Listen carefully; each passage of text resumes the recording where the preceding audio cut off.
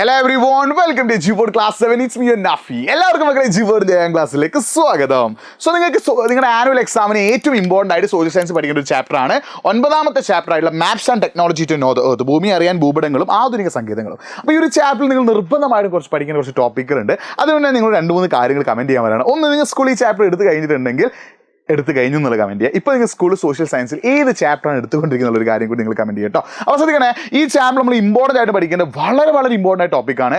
അപ്പോൾ അതിൽ ഒന്നാമതാണ് തീമാറ്റിക് മാപ്പ്. കഴിഞ്ഞ കൊല്ലത്തെ ആനുവൽ എക്സാമിന് ചോദിച്ച ചോദ്യമാട്ടോ തീമാറ്റിക് മാപ്പ് അഥവാ വിഷയാധിഷ്ഠിത ഭൂപടങ്ങൾ. പിന്നെ അതേപോലെ തന്നെ classification of maps based on function, ധർമ്മത്തെ അടിസ്ഥാനമാക്കിയുള്ള ഭൂപടങ്ങളുണ്ട്. ഇതൊക്കെയാണ് ഫിസിക്കൽ മാപ്പും കൾച്ചറൽ മാപ്പും, ഭൗതിക ഭൂപടവും സാംസ്കാരിക ഭൂപടവും അല്ലെ.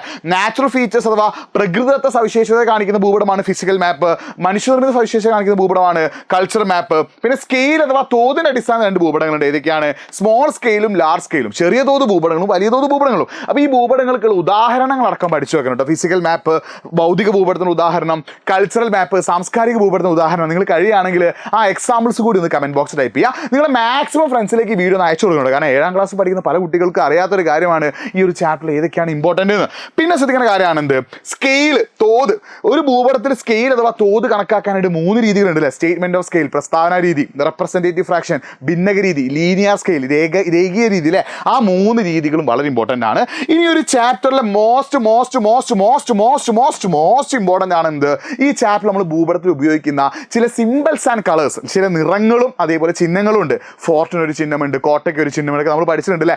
പച്ച അഥവാ ഗ്രീൻ ഒരു ഇതിനാണ് ഉപയോഗിക്കുക. ആ ഒരു ടേബിൾ നിങ്ങൾ എന്ത് ചെയ്യണം, എന്തായാലും പഠിച്ചു വെക്കണം, വളരെ ഇമ്പോർട്ടൻ്റ് ആണ്. പിന്നെ റിമോട്ട് സെൻസിങ്, വിദൂര സംവേദനം, അതിന്റെ ഡെഫിനിഷൻ നിങ്ങൾ പഠിച്ചു വെക്കണേ. പിന്നെ ടൈപ്സ് ഓഫ് റിമോട്ട് സെൻസിങ്, വിദൂര സംവേദന വിവിധ തരങ്ങൾ ഏതൊക്കെയാടാ.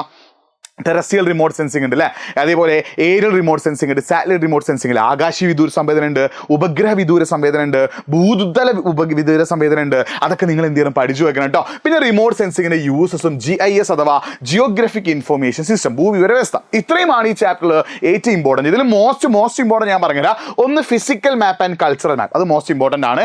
തീമാറ്റിക് മാപ്പ്, വിഷയാധിഷ്ഠിത ഭൂപടങ്ങൾ ഇമ്പോർട്ടൻ്റ് ആണ്. അതേപോലെ തന്നെ എന്താണ് നമ്മുടെ കൺവെൻഷണൽ സയൻസ് ആൻഡ് സിമ്പിൾസ്, അംഗീകൃത ചിഹ്നങ്ങളും അടയാളങ്ങളും ഇമ്പോർട്ടൻ്റ് ആണ്.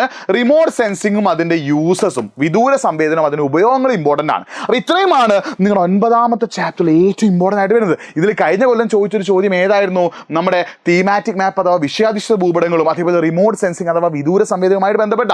അപ്പോൾ വളരെ ഇമ്പോർട്ടൻ്റ് ആണ് നിങ്ങളുടെ ആനുവൽ എക്സാമിന് ഈ 9ാമത്തെ ചാപ്റ്റർ എന്ന് പറഞ്ഞാൽ പഠിച്ചോ മക്കളെ. അപ്പോൾ ഈ നിങ്ങൾക്ക് തോന്നും, അയ്യോ സാർ ഈ ടോപ്പിക്കൊക്കെ ഞങ്ങൾ എവിടുന്നാ പഠിക്കുക, എങ്ങനെ പഠിച്ചു തീർക്കുക. അതിനാണ് എജ്യൂപോണിന്റെ ബൂസ്റ്റർ ബാച്ച്. നിങ്ങൾ എജ്യൂപോണിന്റെ ബൂസ്റ്റർ ബാച്ചിൽ ജോയിൻ ചെയ്ത് പഠിച്ച കാര്യങ്ങൾ സെറ്റാണ്. കാരണം നിങ്ങൾക്ക് ഇവിടെ റെക്കോർഡ് ക്ലാസ്സുകൾ, ലൈവ് ക്ലാസ്സുകൾ, ക്വസ്റ്റ്യൻസ്, നോട്ടുകൾ, എല്ലാ കാര്യങ്ങളും ഉള്ളത് എവിടെയാണ്, എജ്യൂപോണിന്റെ ബൂസ്റ്റർ ബാച്ചിലാണ്. ബൂസ്റ്റർ ബാച്ചിൽ ജോയിൻ ചെയ്ത് പഠിച്ചോ കാര്യങ്ങൾ സെറ്റ് ആകും. അപ്പോൾ നിങ്ങൾ ശ്രദ്ധിക്കേണ്ട ഏറ്റവും പ്രധാനപ്പെട്ട നിങ്ങൾ USS എക്സാം എഴുതുന്ന കൂടുതൽ ഉണ്ടാവും അല്ലേ.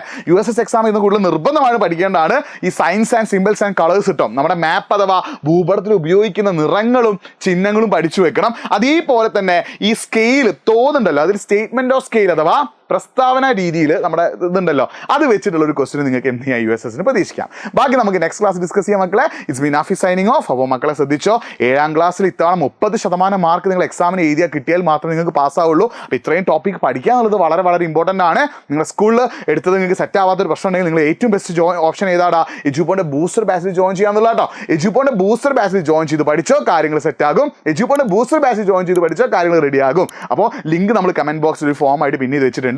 ആ ഫോം നിങ്ങൾ എന്ത് ചെയ്യുക, ഒന്ന് ക്ലിക്ക് ചെയ്തിട്ട് നിങ്ങളുടെ പേരും ഡീറ്റെയിൽസ് അടിച്ചു കൊടുത്താൽ നമ്മുടെ ടീം നിങ്ങൾ വിളിക്കും. അപ്പോൾ മറ്റൊരു വീഡിയോ ആയിട്ട് വീണ്ടും കാണാം. ഈ വീഡിയോ ലൈക്ക് ചെയ്യുക, മാക്സിമം ഫ്രണ്ട്സിലേക്ക് ഷെയർ ചെയ്യുക. It's me Nafi signing of.